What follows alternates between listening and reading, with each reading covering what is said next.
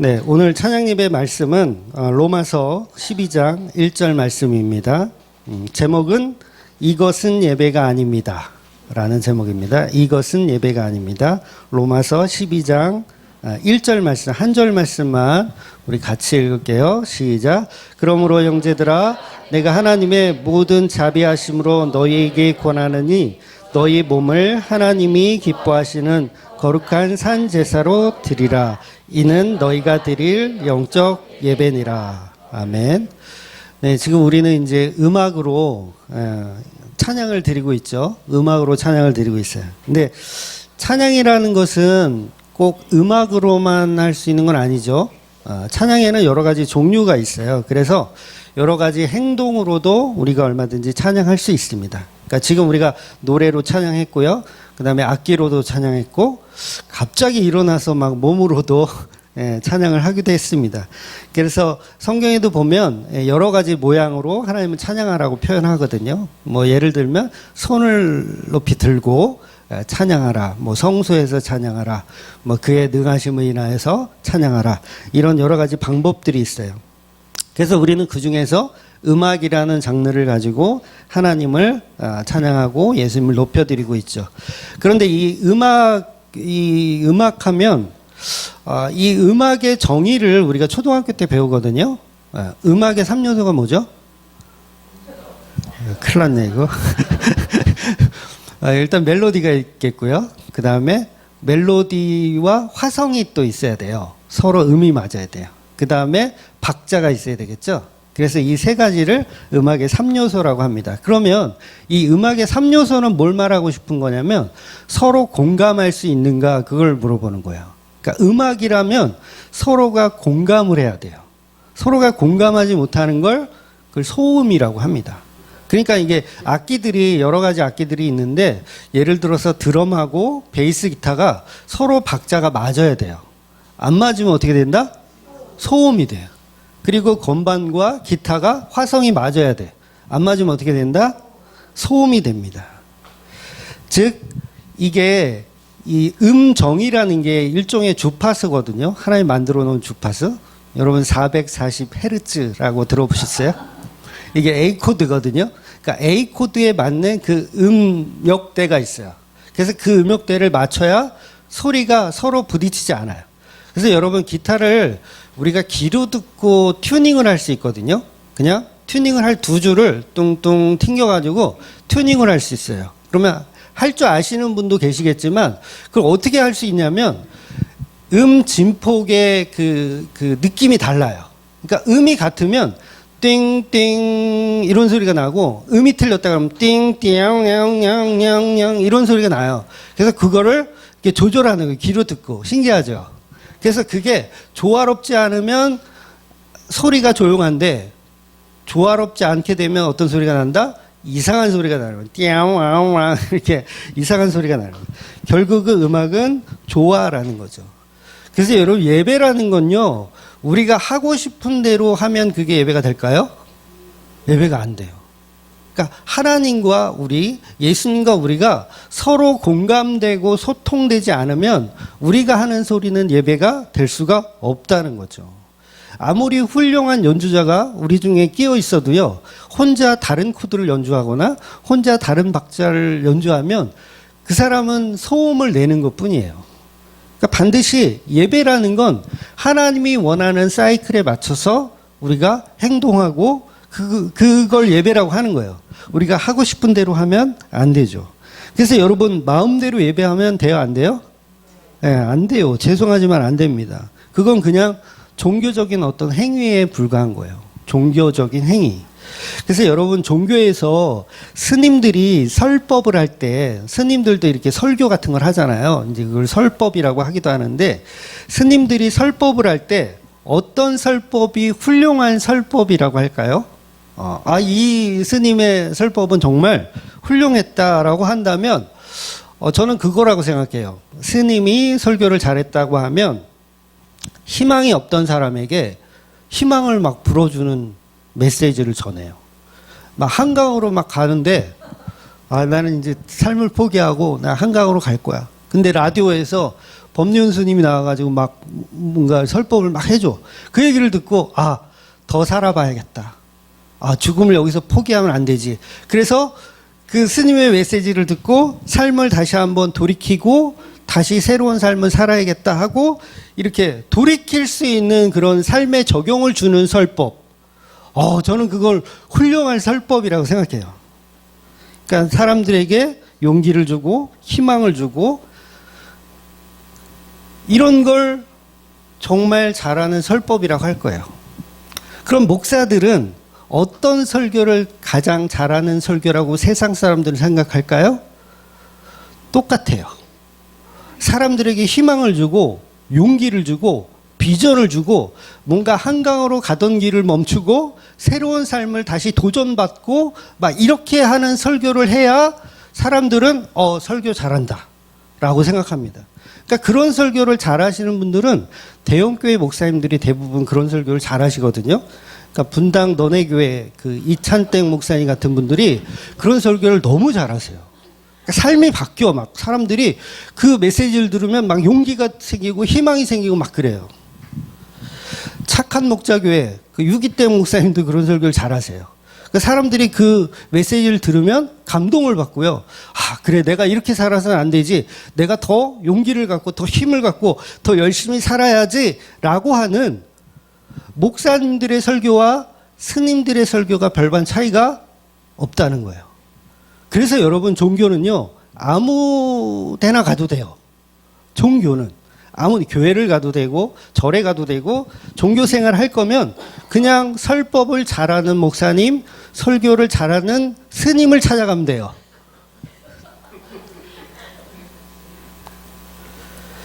즉 스님은 아무리 설법을 잘하고 설교를 잘해도요 정말 희망이 없는 사람에게 희망을 주는 일을 하지만 결국은 생명을 주는 일은 하지 못한다는 거예요. 여러분 스님이 아무리 설법을 잘해도 그에게 생명을 주지는 못한다는 거예요. 그렇다면 우리 목사들의 설교도 마찬가지죠. 아무리 설교를 잘해서 희망을 주고 용기를 줘도 그 안에 생명이 없는 경우가 많다는 거예요. 이렇게 종교의 힘은요 사람들을 얼마든지 변화시키고 회복시킬 수 있어요. 그런데 기독교의 목적은 그런 게 아니라는 거죠. 기독교의 목적은 예수를 믿게 하는 거예요. 다른 게 아니에요.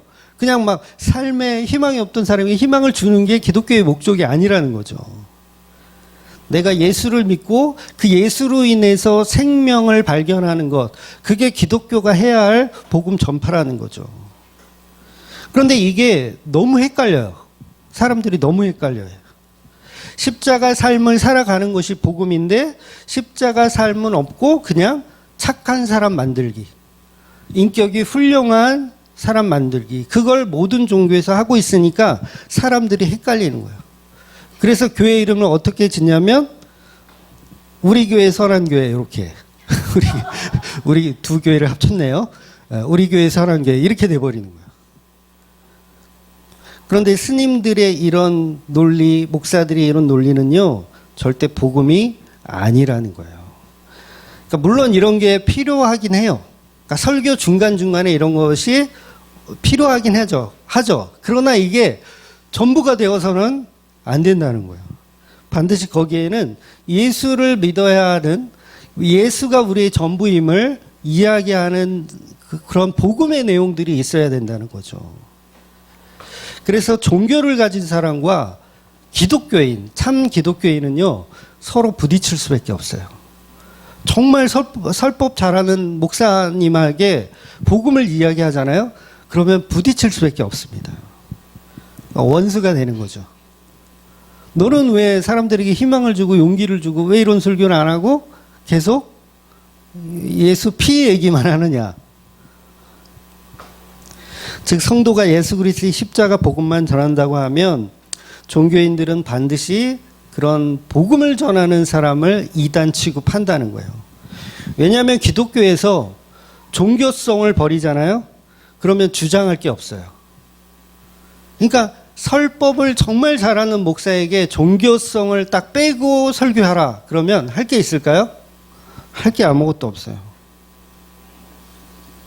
그래서 성도들을 위한 예배, 성도들을 위한 찬양, 사람을 위한 것이 없다고 하면 사람들은 그 종교성을 빼버린 거기 때문에 그 교회를, 그 메시지를 싫어하게 마련입니다. 그래서 이단 취급을 할 수밖에 없죠. 보통 우리가 예배라는 것을 생각할 때 인간이 가진 어떤 것을 하나님께 드린다고 생각해요. 이걸 예배라고 보통은 다들 그렇게 정의합니다. 내가 가진 어떤 가치를 하나님께 드리는 거. 그러니까 예를 들면 내가 가진 게 향유 5컵밖에 없어. 그거 어떻게 해야 돼요? 드려야, 깨어서 하나님께 드려야죠. 예수님께 드려야 돼요. 뭐 그게 작정 헌금이 되었던, 뭐 돈이 되었던, 11조가 되었던, 뭐 시간으로 드리는 11조가 되었던, 하여튼간 어떤 가치를 가지고 있든 그걸 누구한테 드려야 된다? 하나님께 드려야 된다고 생각해요. 그리고 그걸 예배라고 생각합니다. 흔히 달란트란 말을 우리가 쓰잖아요. 내가 가진 재능. 내가 가진 재능을 땅에 묻으면 어떻게 된다? 지옥 가고, 땅에 묻으면 지옥 가고, 그걸 사용해야 된다. 예배 때 사용하고, 교회에 사용하고, 이렇게 사용해야 된다. 그런데 성경에 보면요, 인간이 가진 가치를 하나님께 드릴 때 성경은 그걸 소음이라고 얘기하더라는 거예요. 너는 시끄럽다. 좀 조용히 좀 해줄래? 이게 성경이 말하는 가치라는 거예요.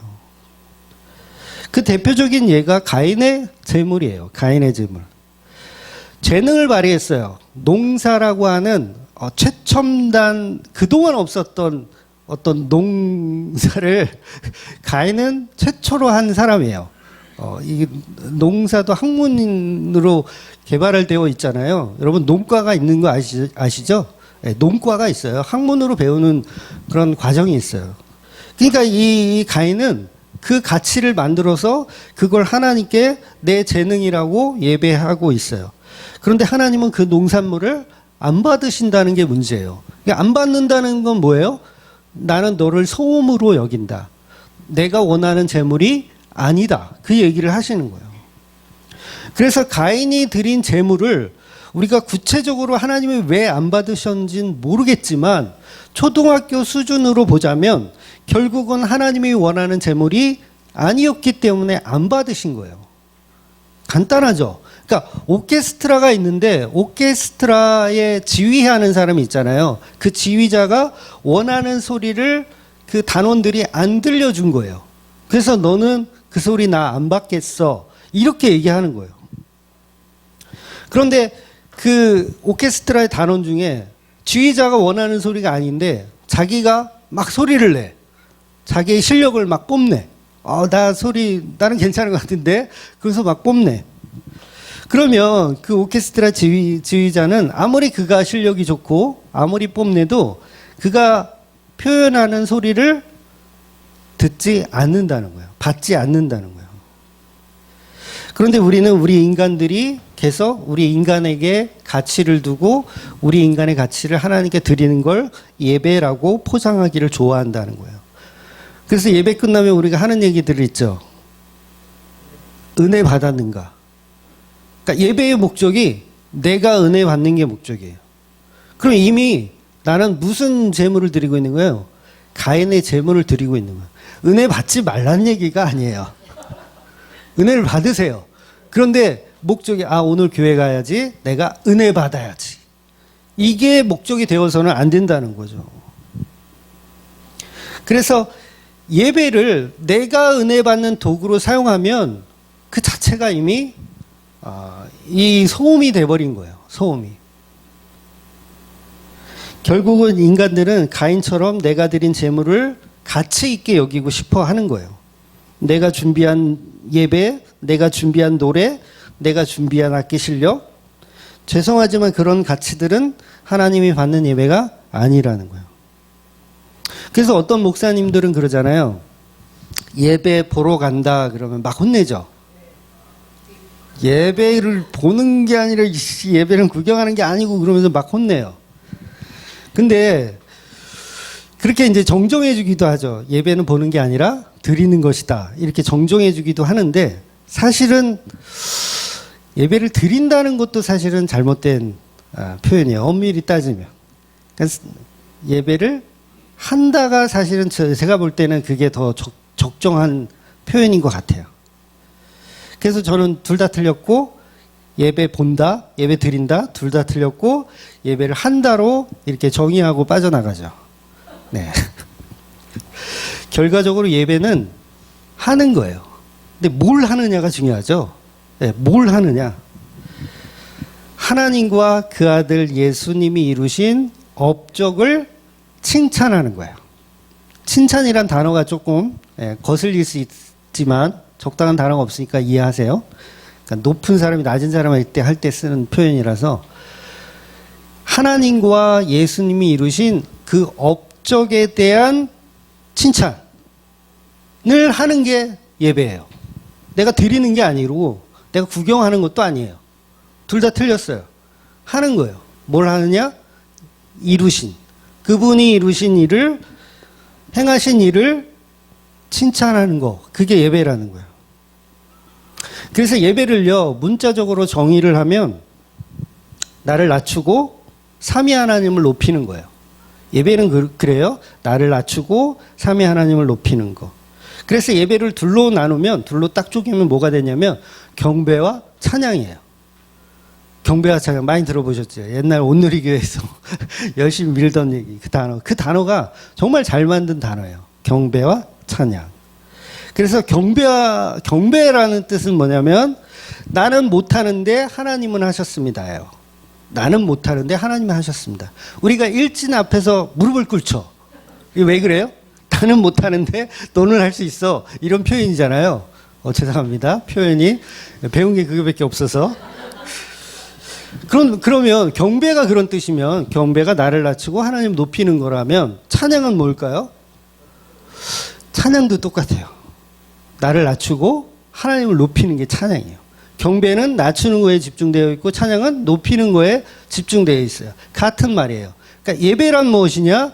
나를 낮추고 하나님을 높이는 거예요. 그러니까 나의 가치는 누르고 하나님이 이루신 가치는 올려드리는 거. 옳습니다. 그렇습니다라고 표현하는 걸 예배라고 하는 거예요.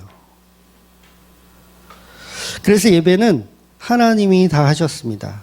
나는 십자가 사랑 못하는데 이거예요. 이게 중요한 거예요. 나는 십자가 사랑 못하는데 예수님은 하셨습니다. 나는 베드로처럼 그 십자가 앞에서 도망치는 존재인데 예수님은 도망치지 않으시고 해내셨습니다. 이거를 칭찬하는 거예요. 그러니까 예수님이 이룬 예배, 예수님이 이루신 복음, 이걸 칭찬하는 거예요. 그래서 예배는 내가 준비해서 내가 드리는 게 아니라요. 다 누가 준비하시는 거냐면 하나님이, 예수님이 다 준비하시는 거예요. 즉 여러분, 하나님이 보시기에 좋았더라. 창세기에 많이 나오잖아요. 태초에 하나님이 천지를 창조하실 때 하나님 보시기에 좋았더라. 그 말에 우리가 동의하는 거예요. 하나님 나 이거 너무 좋아 라고 하면 거기에 소통하는 거죠. 저도 좋아요. 그걸 예배라고 하는 거예요. 근데 나는 싫어요. 그럼 그거 예배가 될 수가 없어요.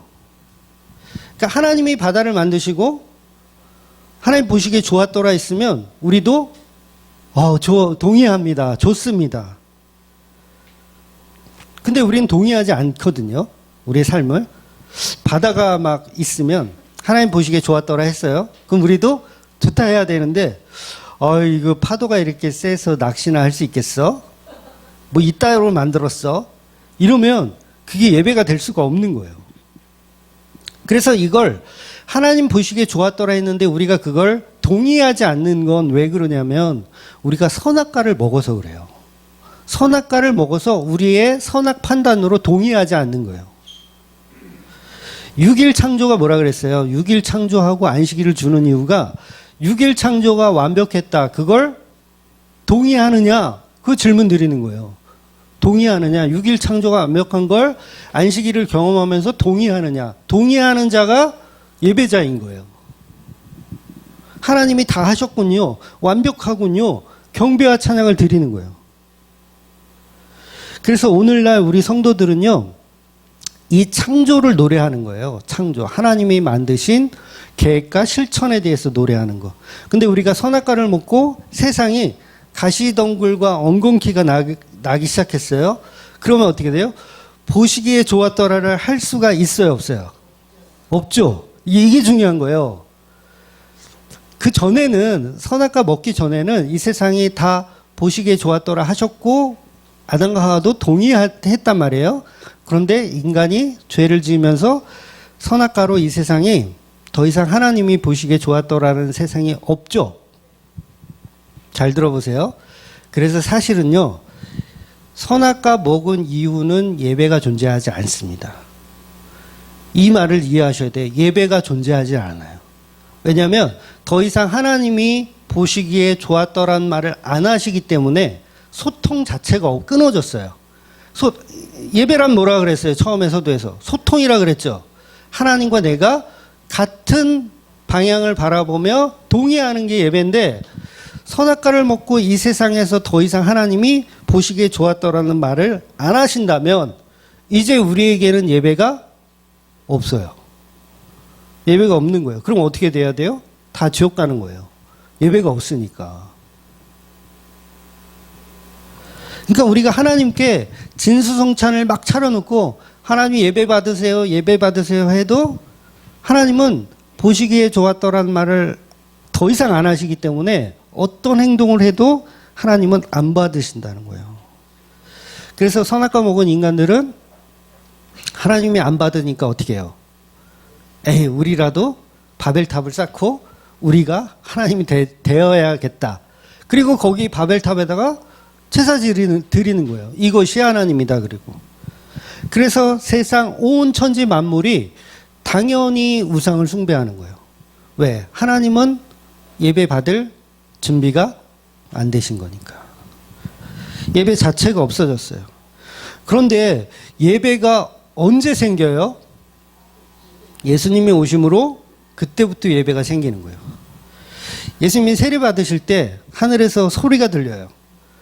내 사랑하는 아들이요, 내 기뻐하는 자니라. 이게 뭐예요? 보시기에 좋았더라잖아요. 없었던 건데 그동안 없었어. 근데 하나님 보시기에 좋았더라가 드디어 생겼어. 그 대상이 누구냐면 예수예요. 예수님은 하나님이 내 기뻐하는 내 아들이다. 너희 백성들은 들으라. 내가 기뻐하는 예수다. 내 아들이다. 그러면 우리가 이제 예배라는 게 생겼잖아요. 뭘 동의해야 된다 그랬어요? 하나님이 내 보시기에 좋았더라 했던 걸 우리가 동의하는 게 예배라 그랬잖아요. 그러니까 하나님이 예수님을 내 기뻐하는 자라고 했으면 우리 성도는 그 예수를 우리의 기뻐하는 자로 인정하는 게 예배예요. 다른 건 예배가 될 수가 없어요.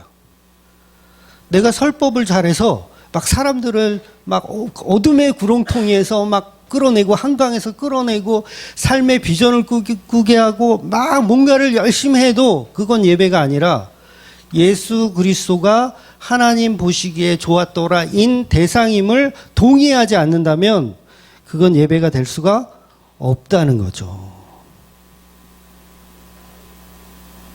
그래서 우리가 이 메시지를 듣는다면 하나님이 기뻐하시는 분은 오직 예수님이시군요. 그걸 우리가 동의하며 드려지는 행동들이 바로 예배라는 거예요. 예배가 없었는데 예배가 생겨버렸어요. 이건 놀라운 거예요.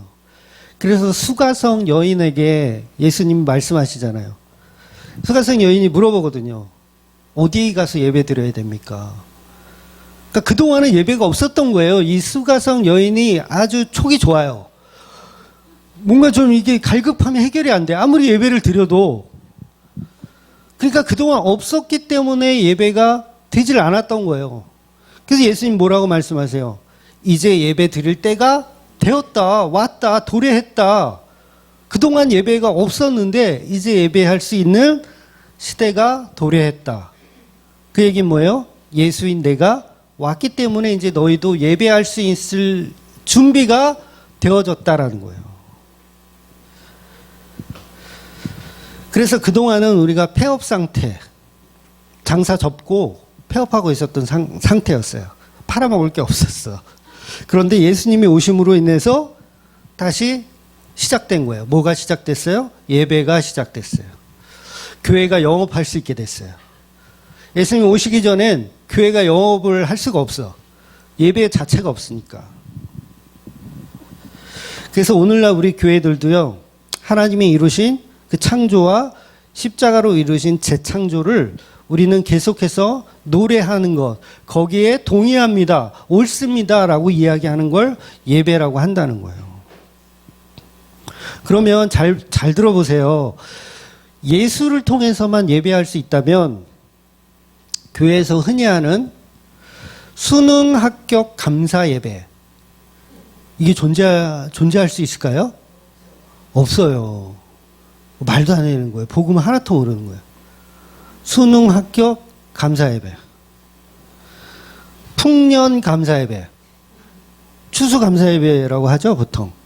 이 1년 동안 우리에게 풍성한 곡식을 주신 하나님께 감사드리는 예배. 이거 뭐예요? 예배가 아니에요. 예배의 본질이 없기 때문에 그래요. 그러니까 무슨 예배를 드리든 하나님 보시기에 좋았더라라는 그 대상, 그 예수라는 그 대상이 있어야 예배는 성립되는 거예요. 근데 우리는 예수 없이도 참 예배를 잘 드려요. 여전도의 헌신 예배 이러면서, 구역장 감사 예배 이러면서 예배가 될 수 없는 거를 만들어요. 그래서 그걸 불량품이라 그러는 거예요. 가짜를 팔아먹고 있는 거예요. 그러니까 맥추절, 추수감사절 다 마찬가지죠. 송구 영신 다 마찬가지예요. 예수가 없이 인간들의 가치를 가지고 하나님께 뽐내고 있는 거예요. 근데 하나님과 소통이 안 돼. 너네 그거 예배 아닌데 하나님이 이렇게 손절을 하시는 거예요. 그러니까 그런 거는 일종의 감사 헌금을 하면 돼요. 이해가 되세요? 내가 수능 합격 감사 헌금을 하면 돼. 그건 별로 문제가 없어. 근데 그걸 예배로 드린다는 건 말이 안 되는 거예요. 그래서 여러분, 결혼도요, 예식으로 할 필요가 없어요. 그러니까 예배로 할 필요가 없어요, 사실은. 결혼식에 신랑 신부가 주인공이지. 예배는 예수님이 주인공이어야 하잖아요. 그건 잘못된 거예요. 잘못된 거. 그래서 십자가 없는 예배 전부 종교성입니다. 거짓 예배이고 선악과 먹은 자들이 예배를 흉내내는 일들이에요. 그래서 진짜 예수님의 몸된 교회는 예수님의 재창조하신 그 십자가의 사랑을 노래하고, 때로는 이렇게 지금 말씀으로 나누고, 또 우리가 찬양도 하고 노래도 하고, 그다음에 식사하면서 이제 교제도 하는 거예요. 또 산책하면서 이렇게 교제도 하고. 그래서 아벨은요, 예수님이 드러나는 제물을 드렸기 때문이에요. 그래서 받으신 거예요. 다른 이유 없어요. 그래서 예배란 정성으로 드리는 게 아니에요. 여러분이 가진 정성. 여러분, 죄인들이 주방에서 막 일을 해. 막 전염병 걸리신 분들이 주방에서 막 일해. 막 장티푸스, 콜레라, 막 이런 거 걸리신 분들이 막 주방에서 일해. 그리고 그 음식을 여러분에게 딱 먹으라고 준다고 생각해 보세요. 먹을 수 있을까요? 안 먹죠. 네, 감사해요. 크게 얘기해줘서. 그러니까 우리가 전부 죄인들인데 우리가 가진 가치를 가지고 하나님께 드린다고 하면 하나님이 받겠냐고요. 구더기라고 얘기했잖아요. 구더기가 드릴 수 있는 건 거시기밖에 없잖아. 그래서 레위기 보면 하나님이 받으신 제물에 관해서 얼마나 자세히 설명해 주세요. 자세히 설명한다는 건 너희 마음대로 해서는 안 된다는 얘기잖아요. 너희 마음대로 드리고 싶은 대로 드리면 안 된다. 반드시 내가 원하는 방식으로 드려야 된다. 그러니까 너희들은 나와 소통하지 않으면 너희 마음대로 하는 예배는, 제물은 나는 안 받는다는 거예요. 반드시 하나님이 원하는 제물 가지고 와. 하나님이 원하는 소통의 통로를 가지고 와 라고 하는 거예요. 그래서 너희가 뭘 가지고 와야 되는지 내가 설명해 줄게 하고 레위기에서 지겹게 얘기를 하고 있는 거예요. 그러니까 졸음이 올 정도로 가르쳐 줘요. 그거 아니고 이거 아니고 이거 아니야. 이것만 돼. 그러니까 소와 양과 염소, 죽음을 통해서 드리는 제사. 또 곡식이 사람 입으로 들어가는 거잖아요. 그 곡식이 드려지는 제사. 전부 희생과 먹는 음식에 대한 제사예요. 다 무엇을 상징하냐? 예수 그리스도의 십자가와 그분의 살과 피를 설명하는 거예요. 레위기는 그것만 담고 있어요. 그런데 우리가 레위기를 보면서 착각하는 게 내가 드린 소, 내가 드린 양, 내가 드린 염소 거기에 가치를 두는 거예요. 나의 희생과 나의 헌신과 나의 피땀 눈물. 그래서 우리는 자꾸 종교성을 갖게 되는 거예요. 오해를 하는 거예요. 그런데 하나님은 계속해서 내가 원하는 제물은 오직 십자가에 죽은 예수 그리스도 그 본질밖에 없다. 그래서 수가성 여인에게도 영과 진리로 예배해야 된다. 진리가 뭐예요? 예수님의 십자가만이 진리이다. 그래서 여러분 하나님의 어린 양이라는 표현을 세례 요한이 하잖아요. 하나님의 어린 양이라는 표현. 보라 세상 죄를 지고 가는 하나님의 어린 양이로다.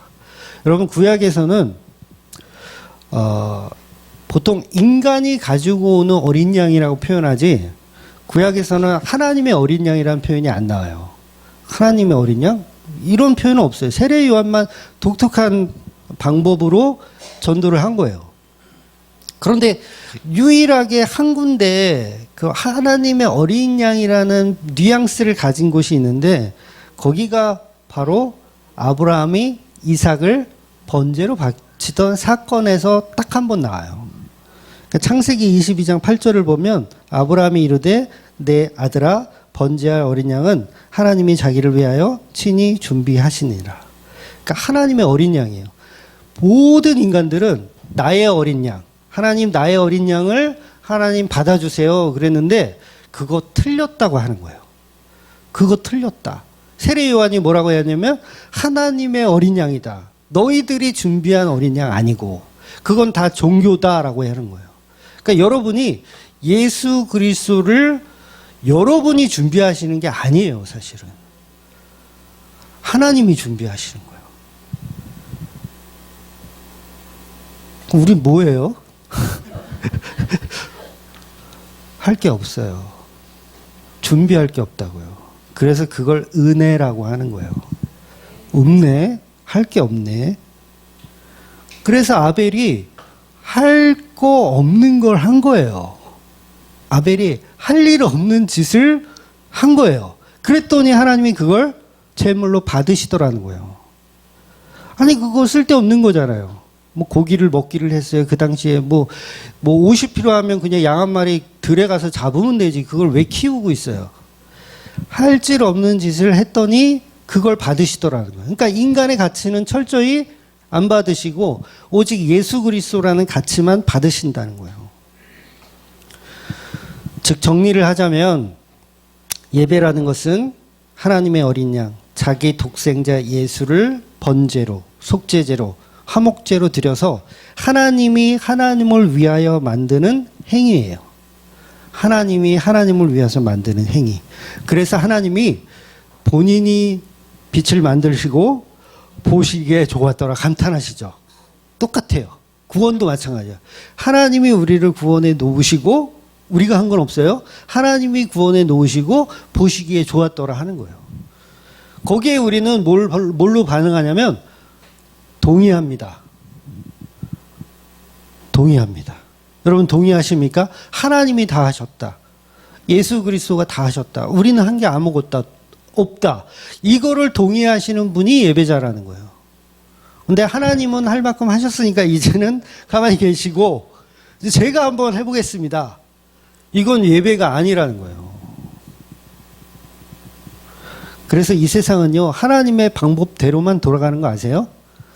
여러분이 발버둥 쳐도요, 하나님의 방법대로만 돌아가요. 그러니까 인간이 선악과를 먹어서 하나님에게도 없었던 선악구조가 생긴 게 아니에요. 여러분 선악구조는요, 원래 있었어요. 선악과를 먹기 전에도 있었어요. 그 예가 뭐예요? 타락한 뱀이 존재하잖아요. 선악과 먹기 전에 타락한 뱀이 존재해요. 그 얘기는 뭐예요? 선악의 구조는 이미 아담과 하와 이전부터 존재했던 거예요. 그러니까 죄의 근원은요, 인간이 창조한 게 아니에요. 그것도 다 하나님의 섭리 가운데, 창조의 질서 가운데 들어있는 거예요. 결국 무슨 말이냐면, 죄의 근원은 인간 세상 밖의 문제예요. 인간 세상 밖의 문제. 하나님의 영역이란 뜻이에요. 그래서 동산 중앙의 선악과도 잘 보이는 곳에 있는 거예요. 우리는 그걸 먹을 수밖에 없는 피조물이다라는 걸 설명하는 거죠. 근데 마치 우리가 착하게 살고 선악구조를 잘 판단해서 살면 악이 없고 선한 삶으로만 살아갈 수 있다라고 착각하는 거예요. 그게 다 종교예요. 근데 죄송하지만 선악구조는 이미 존재했고 뱀이 인간보다 먼저 타락했어요. 뱀도 상징적인 거예요. 사탄, 천사가 먼저 타락을 하는 거예요. 그러니까 우리의 영역이 아니에요. 그조차. 선악의 구조조차 우리가 어떻게 한다고 해서 해결되는 일이 아니에요. 우리 인간들 전 세계에 있는 50억 인군들이 60억 인군들이 이제부터 우리 선하게 삽시다. 막 그래도 소용이 없어. 우리가 열심히 해도 선악구조는 이미 우리 인간들 세상 밖의 문제로 이미 되어 있기 때문에. 그러니까 예배 드리면서 하나님 앞에 우리가 뭔가를 준비했다, 이건 선한 것이다 라고 착각해서는 안 된다는 거예요. 저는 하나님 오늘 돈을 준비했어요. 돈을 준비했고요. 열정을 준비했고요. 시간을 준비했어요. 비전을 준비했고 오늘 특성을 준비했어요. 전부 잘못된 예배 개념이라는 거예요. 아니, 특성하지 말란 말 아니에요. 오해하지 마세요. 예배란 하나님이 이루신 일, 자기 독생자 예수를 십자가에 달려 죽이신 일, 그 재창조를 이뤄내신 일을 우리가 동의하는 거, 이게 바로 예배라는 거죠. 내 아들 예수가 한 일, 그 십자가 일이 얼마나 위대한지를 봐라. 내 백성들아, 그 사랑을 너희가 알기를 원한다. 그래서 그 사랑에 반응하는 백성들, 그게 곧 예배라는 거예요. 그런데 다른 민족들은 반응하지 않죠. 뭐 블레셋이나 막 이런 애들은 반응하지 않아요. 하나님이 하신 일에. 그러니까 세상 사람들은요, 예수님의 십자가에 반응하지 않습니다. 근데 누구만 반응하냐면 성도들만 반응하는 거예요. 그런데 우리는 그 예수님에 반응하는 것이 아니라 내가 드린 예배에 반응하더라는 거죠.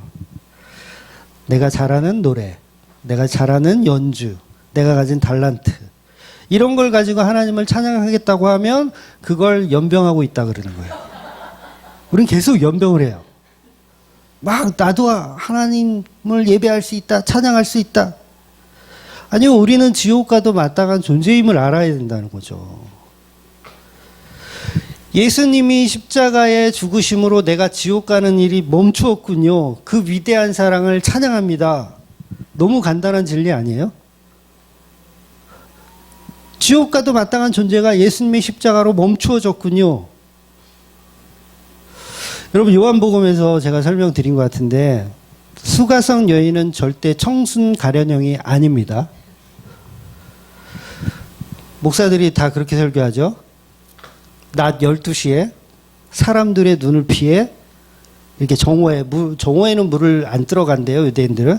12시에 물을 들어간 부끄러운 줄 아는 여자다라는 뉘앙스로 표현해요.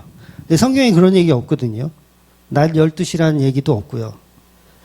부끄러워하는 여자라면 여러분 결혼을 6번씩, 6번 맞나요?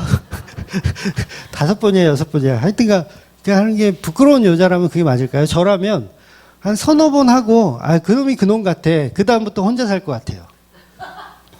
아닌가요? 네, 제 논리가 이상한가요?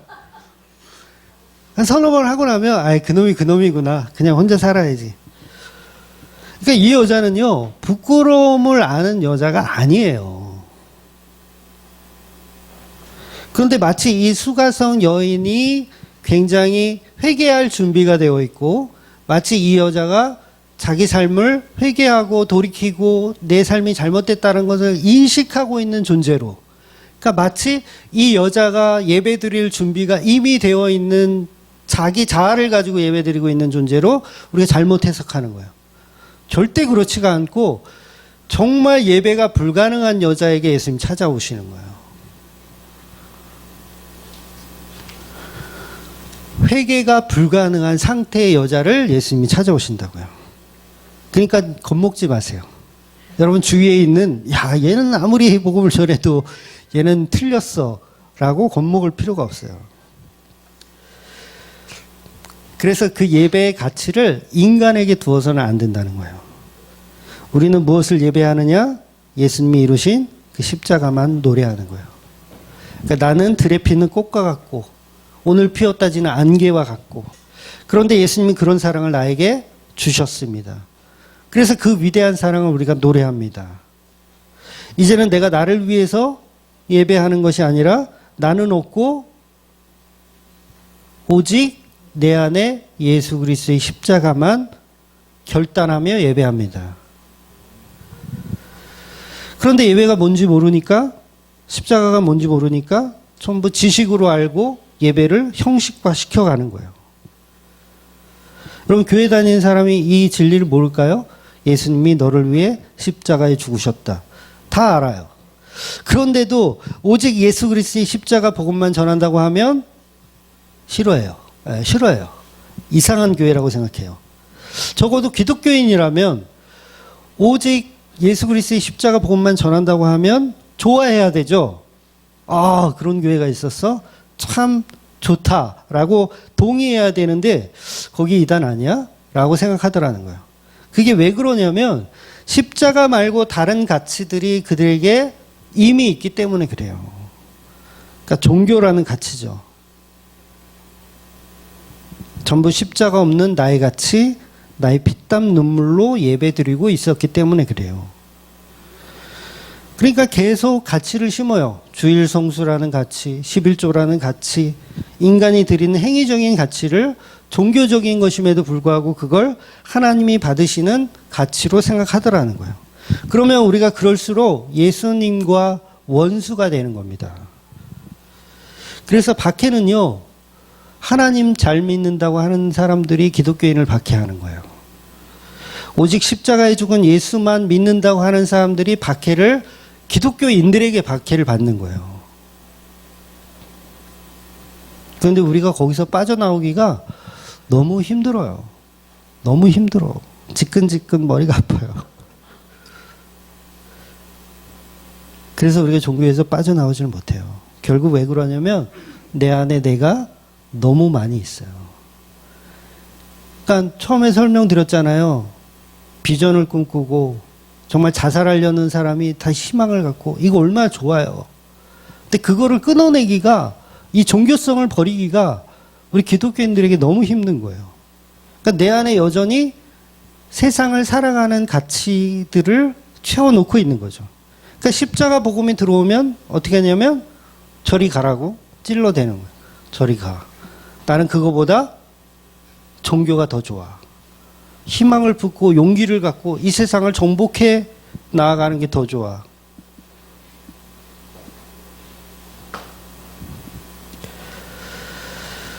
여러분이 한번 생각해 보세요. 나는 어떤 가치를 가지고 살아가는가? 정말 예수 하나로, 예수님 하나로 충분한가? 아니면 그분을 자꾸 우리가 내쫓고 있는가? 소리 지르면 저리 꺼져. 나는 복을 받기 원해. 그런 무능력한 십자가는 나는 원하지 않아. 당신 예수 없이도 나는 얼마든지 하나님께 예배할 수 있어. 그러니까 하와가 아담한테 막 지랄하는 거죠. 하와가 아담한테 당장 이혼하자고. 우리는 사실 하와 수준도 안 돼요. 하와는 그래도 자기 남편을 끝까지 사랑하거든요. 근데 우리는 우리 안에 있는 남편 예수를 계속 당신 때문에 못 살겠다고, 당신 때문에 복이 들어올래도 들어올 수가 없다고 계속 내쫓아버리는 거예요. 난 세상의 힘과 세상의 부유함과 세상의 힘의 논리로만 살아가고 싶어 하는 거죠. 그래서 오늘 본문을 보면 12장 1절에 뭐라고 합니까? 그러므로 형제들아 내가 하나님의 모든 자비하심으로 권하노니 너희 몸을 하나님이 기뻐하시는 거룩한 산제물로 드리라. 이는 너희가 드릴 영적 예배니라. 여러분을 드리라는 게 아니고요. 여러분 안에 예수와 연합된 그 상태로 드리는 거예요. 그러니까 하나님은요. 인간에게 받는 예배를 받으시는데 연합된 상태의 모습을 받으시는 거예요. 이해가 되셔야 돼요. 동의합니다. 그걸 받는다고요. 가만히 있으면 돼요? 안 돼요? 안 되는 거예요. 그 예배한 게 아니에요. 그러니까 하나님이 빛을 만들었어. 하나님 보시기에 좋았더라 했어. 근데 아무도 반응하지 않아 거기에. 보시기에 좋았더라. 좋으세요? 그래 그러세요? 그래서 세상 사람들이에요 이게. 예배하지 않아요. 아무도. 하나님이 혼자 뻘쭘한 거예요. 예배하지 않아. 그러면 극소수의 성도들만 보시기에 좋았더라 하시니까 와우 저희도 동의합니다. 이런 소수의 존재들이 있더라는 거예요. 그러니까 예수를 알아보는 소수의 존재들. 그래서 그 존재가 바로 예수와 연합된 상태이고 그게 산 제물로 하나님께 드려지는 거예요. 그래서 이게 로마서가 1장부터 11장까지는 거의 교리적인 이야기들이에요. 그러니까 그 교리적인 이야기들을 압축시킨 뭐예요? 칭의. 믿음으로 구원받는다. 이거예요. 1장부터 10장까지 계속 설명한 게. 왜냐하면 인간들은 다 행위를 가지고 구원 얻으려고 생각하니까 로마서에서 바울이 그 다 틀렸고 믿음으로 구원받는다. 그럼 여러분 12장은 필요가 없어요. 원래는. 이해가 되세요? 믿음으로 구원받는다. 그럼 믿으면 되지. 끝. 그래 놓고 12장에서 너희 몸을 거룩한 산제사로 드리래요. 그러면 다 무너지죠. 1장부터 11장까지 했던 교리가. 왜 뭘 자꾸 드리래. 근데 사도 바울의 얘기는 연합이에요. 예수가 하셨으니 우리는 거기에 붙어야 된다. 연합되어져야 한다. 그 얘기를 하는 거예요. 그래서 결론적으로 뭐냐면 내 안에 있는 모든 자아를 내려놓고 오직 십자가에 죽은 예수를 내 남편으로 사랑하라는 얘기예요. 그렇게 사랑하는 자의 모든 행동을 하나님은 예배로 받으신다. 그래서 거룩한 제사, 이게 영적 예배니라. 여러분이 번제로 이 몸을 찢으라는 얘기가 아니라 이것이 영적 예배니라 이렇게 말씀하시는 거예요. 그래서 늘 그런 주님의 몸된 교회가 되어서 살아가시는 저와 여러분이 되시기를 주의 이름으로 축원드리겠습니다. 아멘. 기도하겠습니다.